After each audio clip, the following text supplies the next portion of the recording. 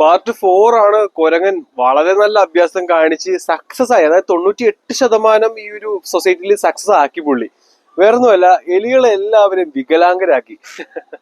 വികലാംഗരെന്ന് വെച്ച് കഴിഞ്ഞാൽ കണ്ണിൽ ആദ്യം വരുന്നത് കണ്ണിലൊരു കണ്ണട കൊണ്ടുവന്നു, അതായത് കണ്ണുപൊട്ടന്മാരാക്കി. അതായത് ഇപ്പൊ കണ്ണട വെക്കുമ്പോ ഓക്കെ, നമുക്കൊരു മങ്ങല് വന്നു, കണ്ണട വെച്ചു, അത് മാറി. പക്ഷേ ഒരു സാഹചര്യം അവർ ഓർക്കുന്നില്ല, ഈ കണ്ണട എന്നുള്ള ഒരു ഷോറൂം അത് ഇല്ലാതാവുന്ന ഒരു അവസ്ഥ. അതില്ലാതൊക്കെ നിസ്സാരമാണ്. ഒരു പ്രളയത്തിലോ അല്ലെങ്കിൽ ഈ പറയുന്ന ഒരു യുദ്ധത്തിന്റെ ഇടയിലോ ഒന്നും നമുക്ക് പോയിട്ട് ലെൻസ് മാറ്റാൻ പറ്റില്ല. അതോടൊപ്പം തന്നെ ഒരു മഴയോ വെള്ളത്തിലൊന്നും വീണ് കഴിഞ്ഞാൽ നമുക്ക് കണ്ണ് കാണാൻ പറ്റില്ല. അല്ലെങ്കിൽ ആ ഒരു കണ്ണട മാറിക്കഴിഞ്ഞാൽ നമുക്ക് കണ്ണ് കാണാൻ പറ്റില്ല. കണ്ണ് കണ്ടില്ലെങ്കിൽ ലോകം കാണാൻ പറ്റില്ല, അന്ധനായി മാറിക്കഴിഞ്ഞു. വേറെ രീതിയിലൊന്നുമല്ല, അതായത് നമുക്ക് കഴിക്കുന്ന ഭക്ഷണം, അതോടൊപ്പം തന്നെ സ്ക്രീൻ ടൈം. എനിക്കൊരു സൂര്യനെ, കത്തിജ്വലിച്ചിരിക്കുന്ന സൂര്യനെ എനിക്ക് എത്ര നേരം വേണമെങ്കിലും നോക്കിയിരിക്കാം. പക്ഷെ എന്റെ മൊബൈൽ ഫോണിൽ എനിക്ക് അരമണിക്കൂർ കൂടുതൽ നോക്കിയിരിക്കാൻ പറ്റില്ല. കാരണം അപ്പോഴേക്കും നമുക്ക് ഇമ്പൾസ് വിടും നമ്മുടെ ബ്രെയിനിലേക്ക്, കണ്ണുവേദനയുണ്ട്, അപ്പൊ തന്നെ നമ്മൾ ഷട്ട് ഡൗൺ ചെയ്യണം.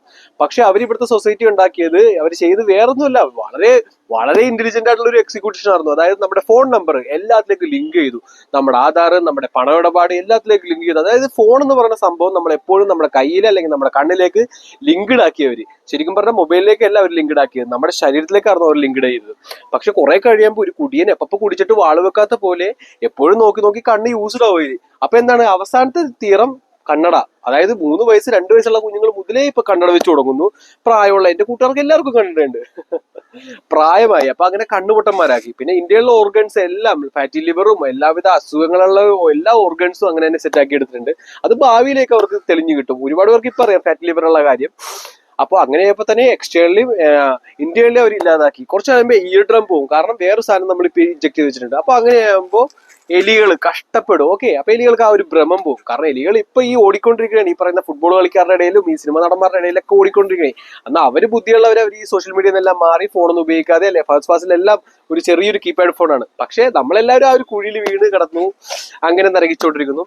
പിന്നെ വേറൊരു തമാശ എന്ന് വെച്ച് കഴിഞ്ഞാൽ, ആണ് പെണ്ണാവുന്നു, പെണ്ണ് ആണാവുന്നു. അതായത് പെണ്ണലി ആണാവുന്നു, ആണലി പെണ്ണാവുന്നു. വേറൊന്നുമല്ല, ആണുങ്ങൾക്ക് താടിയില്ല, മീശയില്ല, അതോടൊപ്പം അവരുടെ മുടി കൊഴിഞ്ഞു പോകുന്നു, അവർക്ക് നല്ല ശബ്ദമില്ല. അപ്പൊ ഇതെന്ന് വെച്ച് കഴിഞ്ഞാൽ വേറൊന്നുമല്ല, അവരുടെ ടെസ്റ്റോസ്റ്ററോൺ ഹോർമോൺ സപ്രസ് ചെയ്യുന്ന രീതിയിൽ അവരുടെ ലൈഫ് സ്റ്റൈൽ ആക്കിയെടുത്തു എലികളെ.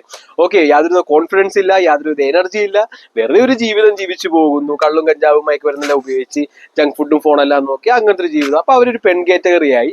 അതോടൊപ്പം പെണ്ണുങ്ങൾ, അല്ലെ, പെണ്ണുങ്ങൾക്ക് എന്ന് പറയുമ്പോൾ താടി വളർച്ച വരുന്നു, മീശ വളർച്ച വരുന്നു, കാലിലെല്ലാം രോഗം വരുന്നു, PCOD ഇതൊക്കെ പറയും.